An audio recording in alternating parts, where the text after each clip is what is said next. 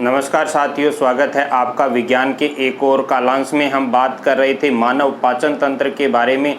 पाचन तंत्र में आहार नाल तथा सहायक ग्रंथियों में लार ग्रंथियों का अध्ययन हम कर चुके थे। ये मानव पाचन तंत्र की संरचना का आखिरी कालांश है जिसमें हम सहायक ग्रंथियों को संपूर्ण कर देंगे। नेक्स्ट कालांश में हम पढ़ेंगे मानव पाचन तंत्र के अंदर होने वाली पाचन प्रक्रियाओं के बारे में। तो देखिए, अंतिम जो सहायक ग्रंथि बची है वो सहायक ग्रंथि है यकृत। और यकृत की यदि हम बात करें, एक एक गुण को लें तो क्या क्या गुण होते हैं। देखिए, यकृत जो है ये मानव शरीर की सबसे बड़ी ग्रंथि है। देखिए, इसके प्रत्येक गुण से एक प्रश्न बनता है, सबसे बड़ी ग्रंथि है यानी कि largest gland of human body है। इसके साथ ही ये सबसे बड़ी बहिस्रावी ग्रंथि भी है। अब इन दोनों की बात कर लेते हैं एक बार।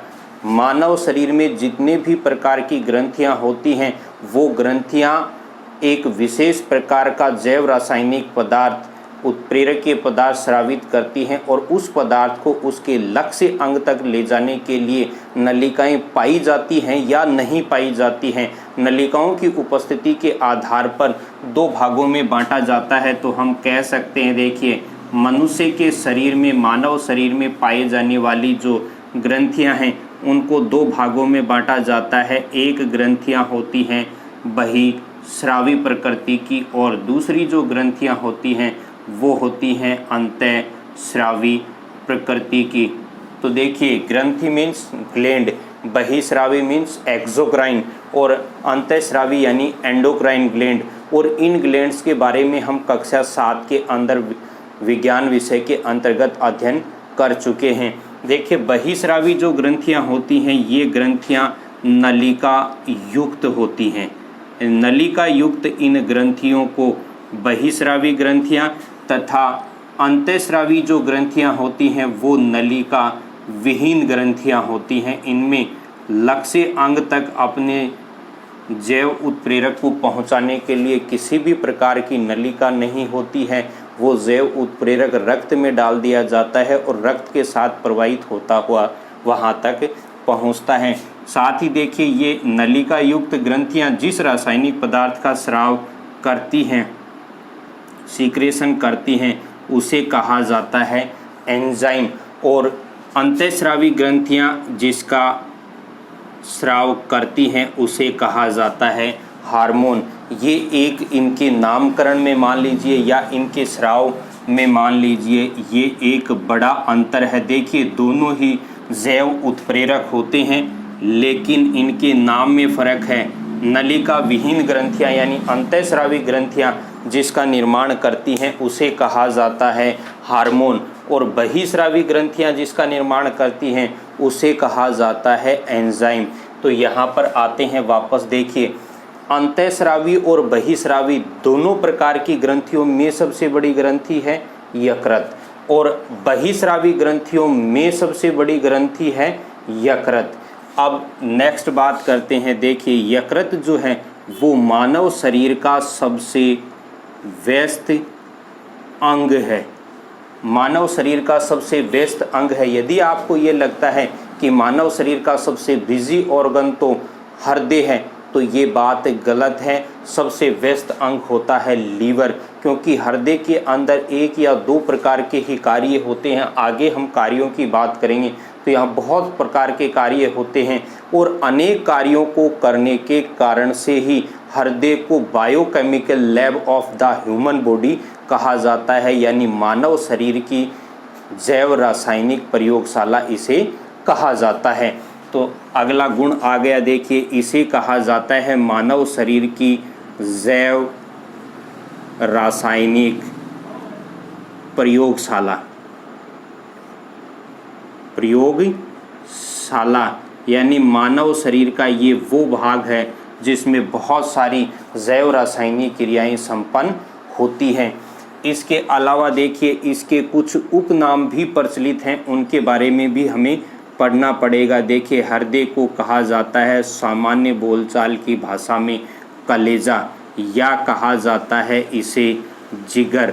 ये दोनों नाम याद रखने हैं थोड़ी सी देर बाद में जब हम इसके कार्य पर आएंगे तो ये बड़े ही काम के होने वाले हैं, कलेजा और जिगर। कारण क्या है, देखिए, मनुष्य यदि किसी कारण से गलती से या जानबूझकर कोई भी परिस्थिति हो, यदि विष पान कर लेता है या फिर वो कोई ऐसा भोजनीय पदार्थ ग्रहण कर लेता है जिससे बॉडी में जाने के पश्चात विष बनता है, तो उस विष को ठिकाने लगाने का कार्य यानी निराविषीकरण का जो कार्य है वो ह्यूमन बॉडी में यकृत के द्वारा किया जाता है। या ये कहीं विष पान से सबसे ज़्यादा प्रभावित भी यकृत ही होता है। दोनों परिस्थितियों की बात करते, देखिए, विष पान यदि किया है तो सर्वाधिक प्रभावित यकृत होगा, और विष पान यदि हो गया है तो उसको ठिकाने भी शरीर के अंदर हृदय ही लगाएगा। यानी ह्यूमन बॉडी में उपस्थित विष को ठिकाने लगाने का कार्य निराविषीकरण, जिस प्रक्रिया को कहते हैं डिटॉक्सिफिकेशन, निराविषीकरण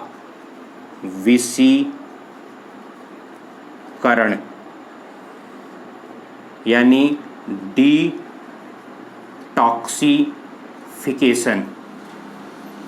डिटॉक्सिफिकेशन की जो प्रक्रिया है ये क्रिया यकृत के द्वारा की जाती है, और इसी कारण से हम इसको इस तरीके से समझ सकते हैं कि व्यक्ति को जहर खाने के लिए कलेजा चाहिए, या कह सकते हैं जहर खाने के लिए जिगर चाहिए। दोनों ही बात एक ही है कि जहर खाने से कलेजा या जिगर जो है वो सबसे अधिक प्रभावित होता है, और उस जहर को ठिकाने भी यही लगाता है। इसके पश्चात बात करते हैं, देखिए, इसके स्थिति की, यानी स्थिति कहाँ पर है ह्यूमन बॉडी के अंदर यकृत की। तो यकृत जो है उसके लिए हमें समझना पड़ेगा ह्यूमन बॉडी को। ह्यूमन बॉडी के अंदर कंधे से लेके कमर तक ये जो मध्य का पार्ट है, इस खोखले भाग को कहा जाता है देह गुहा, बॉडी कैविटी। और ये बॉडी कैविटी जो है ये मध्य में पेशियों के बने हुए एक डोम शेप पट के द्वारा दो भागों में बटी होती है, जिसमें ऊपरी भाग को, ये जो ऊपरी भाग है इस पेशीय पट के ऊपर का, इसे कहा जाता है वक्ष गुहा, यानी इसे कहते हैं चेस्ट कैविटी। और इसके नीचे का जो भाग है, इस नीचे के भाग को देखिए, रेड कलर को नहीं, मैं इस कैविटी की बात कर रहा हूँ पूरी की, जो इस ग्रीन डोम शेप पट के नीचे है, इसे कहा जाता है उदर गुहा। इंग्लिश में कहेंगे इसे एब्डोमेन कैविटी, यानी ये चेस्ट कैविटी है, ये एब्डोमेन कैविटी है। टोटल जो ह्यूमन बॉडी की बॉडी कैविटी है वो दो पार्ट में बटी होगी, और मध्य का ये जो आपको ग्रीन कलर का पट दिखाई दे रहा है, जिसके लिए मैंने आपको बताया है कि ये पेशियों से बनी हुई एक पटनुमा संरचना होती है। इस पटनुमा संरचना को कहा जाता है तनु पट, इसी को कहा जाता है मध्य पट, और इसी को इंग्लिश में कहते हैं डायफ्राम। ये इतने सारे नाम हैं। अब देखिए यकृत की स्थिति क्या है। यकृत इस डायफ्राम के साथ एक फल्की फोरम लवित्राकार स्नायु के द्वारा लटकी हुई त्रिकोणाकार संरचना है। लटकी हुई त्रिकोणाकार संरचना है जो इस उदर गुहा में दाईं ओर पाई जाती है। तो इसकी स्थिति देखिए, ये पाया जाता है उदर गुहा में। पहला गुण कि यकृत पाया जाता है उदर गुहा में। उदर गुहा में पाया जाता है ये दाईं ओर पाया जाता है, और साथ में ये मध्य पट के नीचे पाया जाता है। मध्य पट के नीचे। 3 गुण हो गए। अब चौथा गुण देखिए, ये इस नीले रंग की संरचना, इसे हम पहले आहार नाल की संरचना में पढ़ चुके हैं। नीले रंग की संरचना आमाशय है। इस आमाशय के विपरीत और सामने पाई जाती है। विपरीत व सामने पाई जाने वाली संरचना है।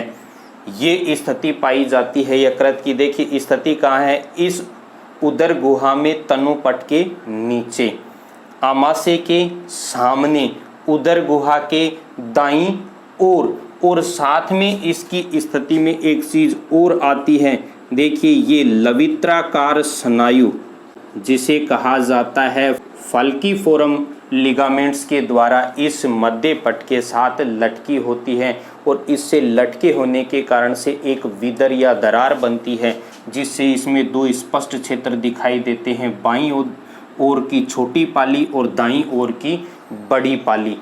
अब यकृत ऊपर से दो पालियों में बटी हुई संरचना दिखाई देती है। नीचे से देखते हैं तो उसके अंदर अनुप्रस्थ और अनुदैर्घ्य दो विदर पाई जाती हैं, जिससे प्रत्येक पाली दो दो छोटी पालियों में बटी हुई दिखाई देगी नीचे से, यानी यकृत नीचे से 4 पालियों की बनी हुई संरचना दिखाई देती है।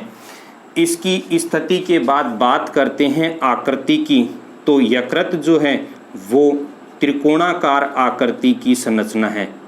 इस त्रिकोणाकार आकृति के यकृत का आकार यदि बात करें तो इसका आकार 1.5 किलोग्राम से 2.3 किलोग्राम का मनुष्य में यकृत पाया जाता है। नॉर्मली 1.5 किलो का और सामान्यतः देखा जाए तो 2.25 किलो के मध्य का वेट होता है यकृत का। साथ में यकृत के रंग की बात करें तो यकृत जो है वो एक चॉकलेटी कलर का अंग है, तो रंग भी आ गया है। ये स्थिति है यकृत की।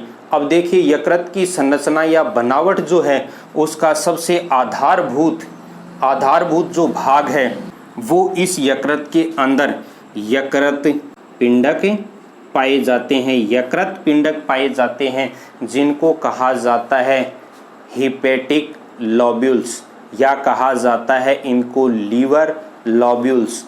हिपेटिक या लीवर लोब्यूल्स कहते हैं। और ये हिपेटिक या लीवर लोब्यूल्स षटकोणीय आकृति की संरचना होती है और इनकी कुल संख्या, यकृत पिंडक जो हैं इनकी संख्या एक स्वस्थ यकृत में लगभग 1 लाख होती है।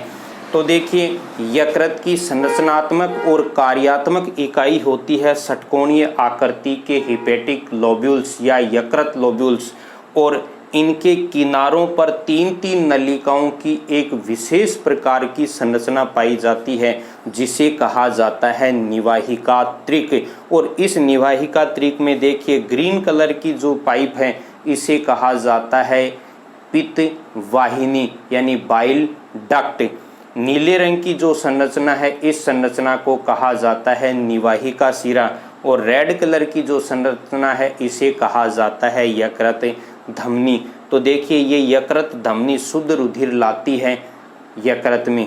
निवाहिका शिरा है, अशुद्ध रुधिर से संबंधित है, और बाइल डक्ट यानी पित्त नलिका जो है पित्त वाहिनी वो यहाँ बनने वाले पित्त को ले जाने का कार्य करती है। इसका मतलब यहाँ पित्त बनता है तो कोई ना कोई बनाता है, और बनाने के लिए कोई विशेष प्रकार की कोशिका पाई जाती है।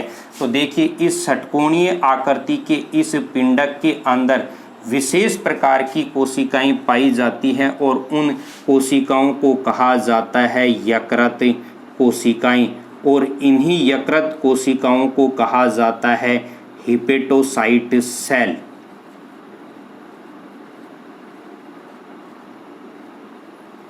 Hepatocyte sales. और यकृत के इस यकृत लोब्यूल्स में पाई जाने वाली ये हिपेटोसाइट सेल्स जो हैं ये हिपेटोसाइट सेल्स पित्त का निर्माण करती हैं।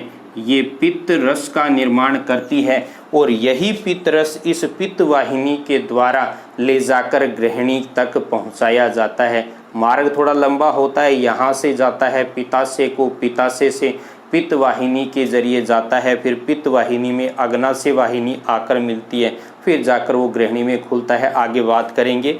तो यकृत कोशिकाएं पित्त रस का निर्माण करती हैं और उस बने हुए पित्त रस को ले जाती है ये ग्रीन कलर की नलिका जिसको कहते हैं पित्त वाहिनी।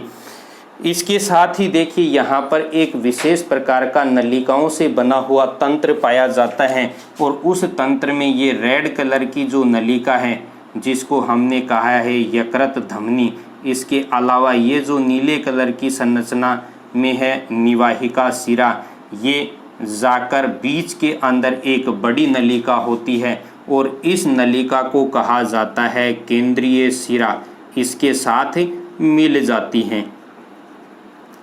और ये जो नलिका तंत्र बनता है, इन किनारों पर बने हुए निवाहिका त्रिक से, इसे निवाहिका त्रिक कहते हैं, इस निवाहिका त्रिक और केंद्रीय नलिका के बीच में ये जो सिस्टम बनता है, इस सिस्टम के अंदर इसकी दीवारों पर छोटी छोटी कोशिकाएं और पाई जाती हैं।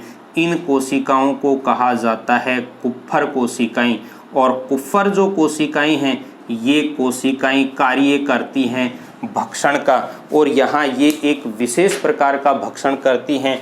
मनुष्य के रुधिर में जो लाल रुधिर कणिकाएं पुरानी हो जाती हैं, उन लाल रुधिर कणिकाओं के भक्षण का कार्य ये कुप्फर कोशिकाएं करती हैं। और इसी कारण से यकृत को, देखिए यकृत को लाल रुधिर कणिकाओं का कब्रिस्तान भी कहा जाता है। लाल रुधिर कणिकाओं का कब्रिस्तान कहा जाता है यकृत को, क्योंकि जो लाल रुधिर कणिकाएं मानव शरीर में पुरानी हो जाती हैं, उनको खाने का, खत्म करने का कार्य ये कुप्फर कोशिकाएं ही करती हैं। और ये कुप्फर कोशिकाएं ये कार्य करती हैं, तो इसका काम होता किस तरीके से है, देखिए इसको।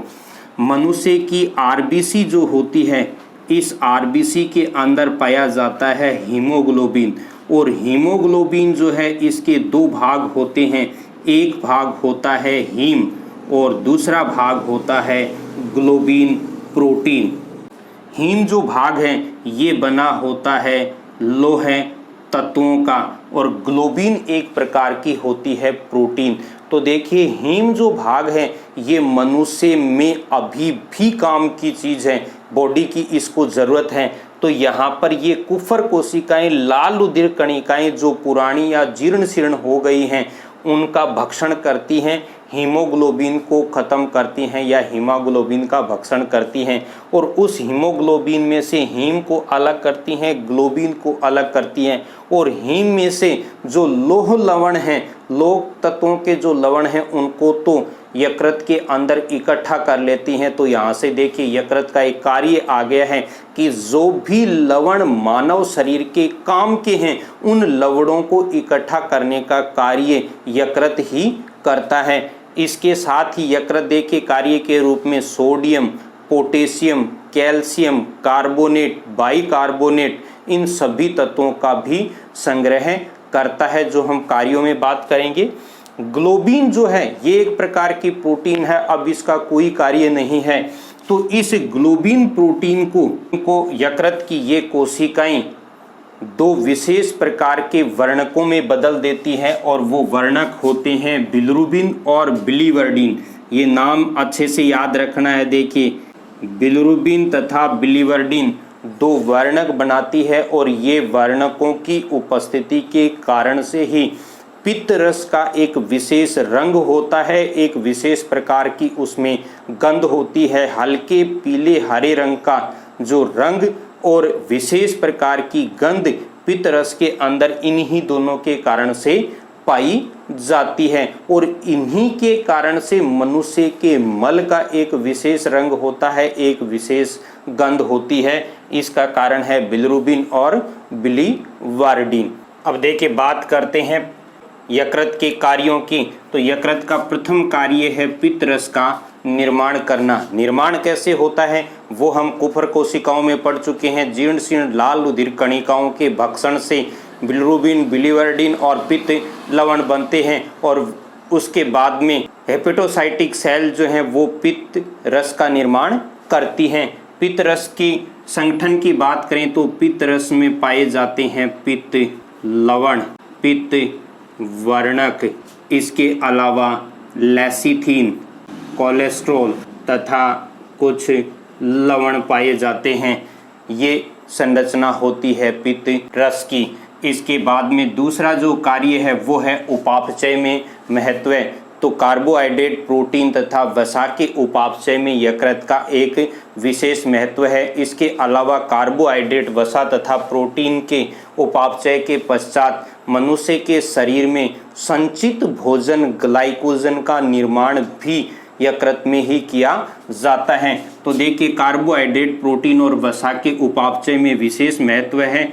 इसके अलावा मानव शरीर का संचित भोजन ग्लाइकोजन होता है और इस ग्लाइकोजन का निर्माण कार्य, देखिए ग्लाइकोजन का नवनिर्माण, निर्माण तथा उपयोग की संपूर्ण जो उपापचयी क्रियाएं हैं वो यकृत के द्वारा संपन्न की जाती है, जिसके तहत आती हैं ग्लाइकोजेनेसिस, ग्लाइकोनियोजेनेसिस, ग्लाइकोलाइसिस और ग्लूकोजेनेसिस। ये बहुत सारी प्रक्रियाएं होती हैं जो इसके अंतर्गत होती हैं, जिनका अर्थ है ग्लाइकोजेनेसिस का मतलब ग्लाइकोजन का निर्माण, ग्लाइकोनियोजेनेसिस का मतलब नए ग्लाइकोजन का निर्माण, ग्लाइकोलाइसिस का मतलब है ग्लाइकोजन का उपयोग। लेकिन यहाँ महत्वपूर्ण बात है कि ग्लाइकोजन मनुष्य के शरीर का संचित भोजन है और इसी कारण से इसे कहा जाता है सेलुलोज ऑफ ह्यूमन बॉडी, यानी ह्यूमन बॉडी का सेलुलोज है, क्योंकि पेड़ पौधों का संचित भोजन सेलुलोज होता है और ये मनुष्य के शरीर का संचित भोजन है। यह कोशिकाओं के प्लाज्मा प्रोटीन के निर्माण हेतु विअमीनीकरण व ट्रांस अमीनीकरण की क्रिया में भाग लेता है, संपन्न करवाता है। इसी के साथ मनुष्य का सबसे प्रमुख उत्सर्जी पदार्थ यूरिया यकृत में ही निर्मित किया जाता है। यहाँ भी एक थोड़ा सा कन्फ्यूजन की स्थिति है। देखिए यूरिया का उत्सर्जन मनुष्य के अंदर यूरिन यानी मूत्र या पेशाब के द्वारा किया जाता है और उसका अंग जो है वो होता है किडनी। देखिए मूत्र निर्माण का अंग किडनी या वृक्क होता है, लेकिन उसमें सबसे महत्वपूर्ण जो उत्सर्जी पदार्थ है यूरिया, उस यूरिया का निर्माण किडनी में नहीं होता है, यूरिया का निर्माण यकृत में होता है और जिस क्रिया के तहत होता है उसे कहा जाता है आर्निथिन चक्र। आर्निथिन चक्र कहा जाता है। आर्निथिन चक्र के बारे में थोड़ी सी बात करते हैं। देखिए आर्निथिन चक्र जो है उसके अंदर अमोनिया तथा CO2 की क्रिया से यूरिया का निर्माण होता है। और यूरिया क्या होता है, देखिए यूरिया के अणु की बात करें तो CONH2NH2 ये यूरिया है। और प्रयोगशाला में संचित पहला जो लवण था कार्बनिक वो है यूरिया। प्रयोगशाला में संश्लेषित प्रथम कार्बनिक यौगिक है यूरिया। और ये प्रश्न बोर्ड के एग्जाम में 2019 और 2020 के अंदर लगातार पूछा जा चुका है। 18-19 में 2 बार पूछा गया है और बहुत बार पूछा जाता है कि प्रयोगशाला में संचित प्रथम कार्बनिक पदार्थ कौन सा है, तो वो होगा यूरिया। और इसे वोहलर ने संचित किया था। संचयन में महत्व है तो देखिए वसा विलेय जितने भी विटामिन है A, D, E और K, इन चारों विटामिनों का संचय मानव शरीर में यकृत द्वारा किया जाता है। वसा विलेय चारों विटामिनों का संचय किया जाता है। इसके अलावा जल विलेय विटामिन केवल एक ही है, विटामिन B12, जिसका यकृत के द्वारा संचय किया जाता है। इसके अलावा फोलिक अम्ल का संचय किया जाता है। फोलिक अम्ल का संचय किया जाता है। इसके अलावा हमने जब पित्तरस की बात की थी वहाँ पर बात की थी हमने लाल रुधिर कणिकाओं के टूटने की। उसी समय एक तथ्य और निकल कर आया था, sodium, potassium, calcium chloride, bicarbonate जैसे बहुत से लवण हैं जो मानव शरीर के लिए उपयोगी हैं, जैसे आरबीसी के विघटन से बना था लौह तत्व, उन सब को भी ये संचय करने का कार्य करता है। अन्य कार्य की बात करते हैं तो देखिए अन्य कार्य के अंदर अन्य कार्य जुड़ा हुआ है कुप्फर कोशिकाओं से। तो ये पहले ही आ गया है कि कुप्फर कोशिकाएं जो हैं वो लाल रुधिर कणिकाओं का विघटन करती हैं, जिससे कि पित्त वर्णकों का निर्माण होता है। इसके अलावा ये निराविषीकरण की क्रिया भी संपन्न करवाता है, जिसकी चर्चा हम पूर्व में यहाँ कर चुके हैं। निराविषीकरण की क्रिया जिसे डिटॉक्सिफिकेशन की क्रिया कहते हैं वो भी यकृत के द्वारा ही संपन्न की जाती है। इसके अलावा देखिए इतने सारे कार्य इसके अंदर संपन्न होते हैं। शरीर में विषपान से संबंधित कार्य यहाँ होता है, नव निर्माण से संबंधित यहाँ होता है, उपापचय के लिए यहाँ होता है, उत्सर्जन के लिए यहाँ होता है, अच्छे और उपयोगी पदार्थों के संचय का कार्य यहाँ होता है। इसी कारण से इसे biochemical lab of human body कहा जाता है। इसके अलावा इससे संबंधित दो महत्वपूर्ण रोग हैं जिन्हें हमें याद रखना है, और वो रोग हैं हेपेटाइटिस और पीलिया।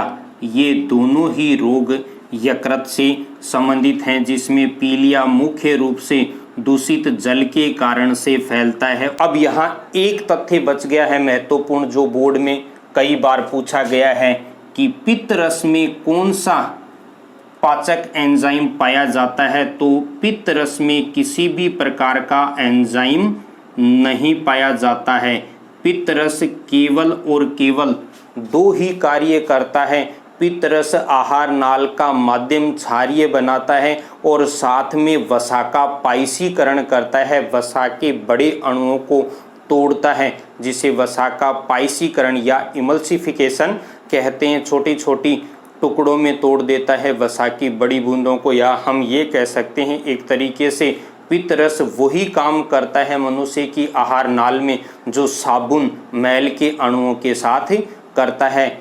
इस प्रकार से ये संपूर्ण जानकारी थी यकृत से संबंधित। जिन साथियों को जानकारी अच्छी लगे वो वीडियो को लाइक व शेयर करें, तथा जो साथी नए हैं वो चैनल को सब्सक्राइब करें तथा बेल आइकन को प्रेस करें, जिससे कि नए वीडियो का नोटिफिकेशन आपको मिल सके। Thank you.